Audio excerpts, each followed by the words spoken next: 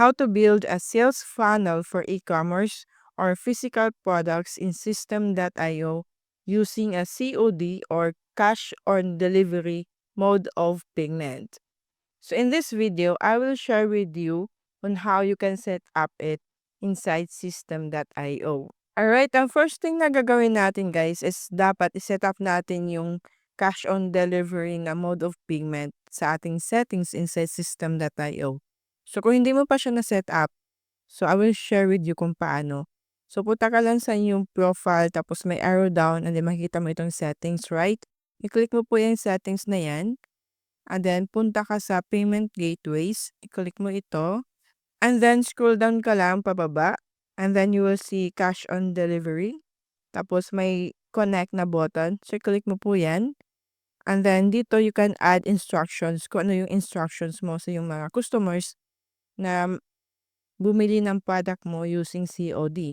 So you can use ChatGPT para matulungan ka na gumawa ng instructions for that. Alright guys, here is an example of my customer instructions. So, pino-prompt ko lang ito kay ChatGPT. And then after that, i-click mo na itong save. So, ayan na siya guys, ganyan na yan. Okay? Goods na po yan. Ang second step po natin ay mag-set up tayo ng product details natin dun sa assets na menu. So, what you're gonna do is to click these assets and then punta ka sa physical products. And then click mo lang itong create button and then add the name of your product. For example, I'm going to sell jewels or jewelry. So, ang gagawin mo po dito ay i-fill out mo yung mga information regarding sa product na yon. So, for example, this one, naglagay na ako ng name and then you're gonna add also yung description.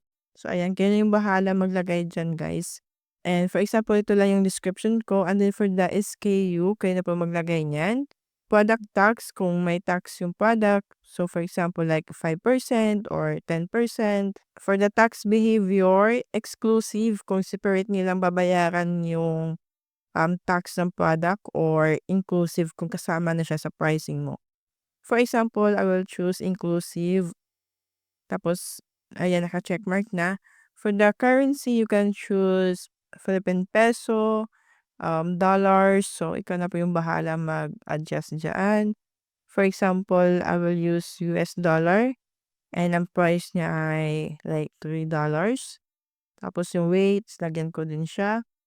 Inventory, depende kung limit lang yung stocks ng product na yon. Kung hindi naman limited, then just leave it as it is.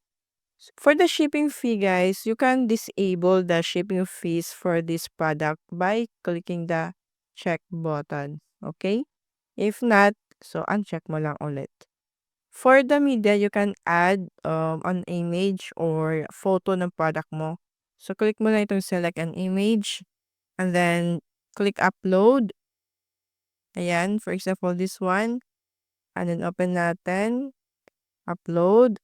And then check mo lang siya. Scroll down, then select. So, ayan, may mga photo na yung product mo. So, another thing is optional lang naman siya. If this product has options such as size or color, you can enable this one. Tapos lagyan mo siya ng mga options dito. And kung wala naman, uncheck lang natin. And then click natin yung save. So, if you have more than one na mga e-commerce or physical products, ang gawin mo lang is to create ulit. Okay? Gagawa ka ulit ng details nila. Now that nakagawa ka na ng product details, ang next step na gagawin natin is to create a sales funnel. To do that, punta ka sa sites and then click sales funnels. And then click this create button sa upper right. Okay, tapos lagyan mo ng pangalan yung sales funnel mo. For example, this one, jewels. And then funnel domain. So you need to choose yung funnel domain na gagamitin mo for this sales funnel. For this one is naka-ano po siya, naka-default po no, na may System.io kasi wala pang custom domain na naka-integrate sa account na ito. And then after that, click mo lang itong sell na funnel goal. And then yung currency is change mo lang siya ulit into USD or peso. kung ano yung sinet up mo doon. Okay, tapos click mo itong save na button. Okay, so nakita mo na po dito. So, open natin yung sales funnels mo na yan. So, click mo siya. And then, you will see here, order form. And I advise talaga kung gagawa ka ng order form for your products, mapa-physical man or digital products, I prefer na gamit ka ng done for you or template na kay System.io kasi mas functional and mas effective po yung template nila sa order form. And for this one is I'm gonna select this template kasi jewelry nga po yung binibenta natin. So, saktong-sakto lang dun sa napili natin na template. So, I will just click the select button. Okay. And for the thank you page, so for this one, I will just select this. And mapapansin niyo po na dalawa lang yung funnel step dito sa left side, no? Sa paggawa kasi ng sales funnel, it's either you can create tatlong funnel step na meron ka pang sales page. So, doon yung like information ng products mo, order form, and then thank you page. So, if you want to add the sales page na funnel step, so click mo lang itong add step and then lagyan mo ng pangalan yung funnel step na yan. Choose step type, so sales page. So you can choose either choose a template or create from scratch. For this tutorial, I would just choose a template and then click save. After that, dito kasi yan automatically ma-play sa pang tatlo na step. So, ang kailangan mo lang gawin is to drag that sa pinakataas para ito yung pinaka-first step na makita ni customer. Kailangan mo lang mamili ng template or gagawa ka from scratch. So, since template nga po yung pinili ko, hanapin ko na lang yung template for jewelry like this one. So, select ko lang siya. Alright guys, wala namang problema if you gonna use 3 funnel step or dalawa lang yung order form and then yung thank you page. Depende pa din yan sa inyo, lalo na if mahaba po yung sales copy ng ano mo ng product. So, I highly recommend na gamit ka ng sales page. Kung hindi naman siya ganun ka mahaba yung ano na yung sales copy niya. So, pwede na po ang mag one page sales funnel ka na lang. Okay? So, i-click natin yung order form. And then, punta ka na dito sa configuration. So, dito nga, lagyan mo ng pangalan yung order form. And then, i-change mo yung URL path. And then, you can add sales limit if you want. Kung hindi naman, ayan, close lang natin. And then, for choose offer type, piliin mo po ang physical product. I-click mo po lang yan. Just click this one. And then, under physical products, i-click mo lang itong arrowhead na pa-down. And then, dito mo na makikita yung e-commerce or yung products na nilagay mo kanina dito sa assets under physical products. So, ito yung first step na ginawa natin, di ba? So, dito mo makikita yung lahat ng products na nilagay mo doon. So, piliin mo lang yon lalo na if marami kang e-commerce product, okay? So, after that, i-click mo na itong save button. And, done ka na dito banda. Okay? So, ngayon, i-edit natin yung order form natin. So, click natin itong edit page. Ngayon guys, andito na tayo sa step number 4 once tapos ka na dun sa product configuration mo. Okay, dito sa shipping address, ayan, ang kailangan mo lang gawin dito is to customize yung mga details na kailangan mo sa iyong customer. Siyempre, huwag kalimutan ang shipping address, di ba? Tapos, ayan, and then, farming goods na kasi ito guys, yun ang kagandahan kung gagamit ka na template inside System.io. Kasi hindi ka na masyadong mag-e-edit kasi andyan na lahat yung kailangan na details. And by the way guys, don't forget to add a physical element. Ito po yung physical product. Kasi kung wala kang gagawin dito tapos pag i-click mo itong save, mag-error po siya. The physical product element is required. So hanapin mo sa element, no? Under dito sa left side yung element, yung physical product, this one. So ang kailangan mo lang gawin is to drag and drop this one. So i-position mo siya dito. Okay? So, andito na siya. And you can delete this information or details kasi magiging ano na siya, redundant. Ayan na siya guys, deletin na natin. So, mas maganda po na meron kayong professional na photo talaga for your product para maganda siyang tingnan, 'di ba? So, once done, so click mo na itong save button. Ayan. Okay. So, exit page natin. So, ngayon guys, i-view natin ang funnel step na ito, yung order page. So, click natin itong view funnel step. So, this is how our order page looks like. And you will see dito sa shipping address, kung individual, ito po yung information na kukunin natin sa ating buyer. And for the company, ito naman company name, tax number, first name, last name, street, ganon. Okay? For the order summary, so makikita dito yung order niya. And the buyer can add ilan yung quantity. Yan, you can add. See, nag-change din yung pricing dito. So, for example, dalawa. And for the payment method, cash on delivery. And nag-add na tayo ng instructions dito. For example, if we have a sales page for that particular product, then you need to create a separate funnel step for that one. So, gaya nga nito. So, magiging tatlo na yung funnel step mo.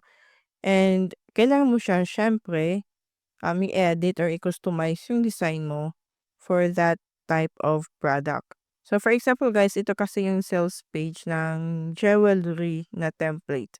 Ang kailangan mo lang gawin is to change or customize yung mga text dito or yung mga design or yung mga images, okay? And as you can see here dito guys, para na siyang website, no? Kasi naka-display na yung lahat ng products niya. Pinaka-advice ko dito is dapat yung sales page nyo ay focus lang siya doon sa product na yun na pinopromote mo.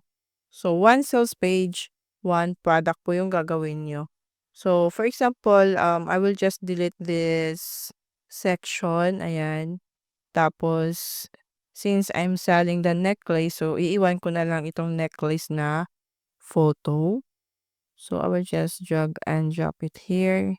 Okay? And I will delete yung the rest dito. Ayan, delete ko lang yung iba na hindi ko kailangan. Okay? So far, this is good to me. And then, yung button, dapat action when button is click ay naka next step URL. Para pag i-click nila ito, madadirect sila sa order page. Okay? So, i-save natin. And, i-view natin guys. So, this is now the sales page. So, you can see. Tapos, andito yung CTA. Pag i-click niyan, andito na tayo sa order page. So, as you can see, ito po yung flow ng funnel natin from the sales page, order page, and thank you page. So, ngayon, susubukan natin mag-checkout. So, for example, individual, and I'm gonna add my information here, and then my phone number. Okay, guys. Tapos, COD, and yung quantity ay dalawa. Goods na tayo dyan. And then, I will click this and I will now click the proceed button. So, click natin. So, dito ay nag-error. So, dapat pala plus 63 to. So, nag-error lang tayo dito sa number, guys. And now, click na natin itong proceed button. Okay, so dumiretso na tayo sa thank you page. Ayan. So far guys, okay naman po yung flow na funnel step natin. So as a business owner or as a product seller, saan or paano yun naman makikita yung mga nag-order ng products mo? So balik tayo dito guys, exit ko lang dito. And balik ka sa dashboard. Punta ka sa main dashboard. So makikita nyo po dito sa live dashboard mo kung magkano yung sales mo for the last 31 days. And also yung live updates here. Ito po yung sales na pumasok sa'yo. And if you want to check yung information ng mga tao na bumili ng products mo, so click mo na itong sales, okay, nasa sales, and then click mo itong orders. And you will see here, order ID, product info, quantity, price, yung customer information ay nandito. So, payment status completed. So, not yet fulfilled pag nakaganito siya, okay? So, kapag na-deliver na yan, so tsaka mo siya i-mark as fulfilled. Now, if you want to check kung ano yung address niya, so i-click mo lang itong email address niya. And makita mo dito sa contact information. See, yung email, yung pangalan, yung address. Ayan, lahat ng information na nilagay mo doon sa yung order form ay makikita nyo po dito. Tapos yung payment, cash on delivery. Ayan. Tapos you can download the invoice. So, ito siya guys. Another thing is that you will receive a notification in your registered email kay System.io that you have a new sale. To summarize, here are the 5 steps that you need to do when building a sales funnel for your physical products. Step number 1, set up your payment gateway, which is the COD. And step number 2, add your product details in System.io. Step number 3 is to build your sales funnel. It's either yung 3-step funnel or yung 2-step funnel. And step number 4 is to customize your sales page or your order page and thank you page. And step 5 is to test your funnel bago mo siya i-go live sa inyong mga audience or bago ka mag-promote ito online. And congratulations kasi meron ka ng sales funnel for your e-commerce products. Now, if you get value from this video, just leave a comment down below.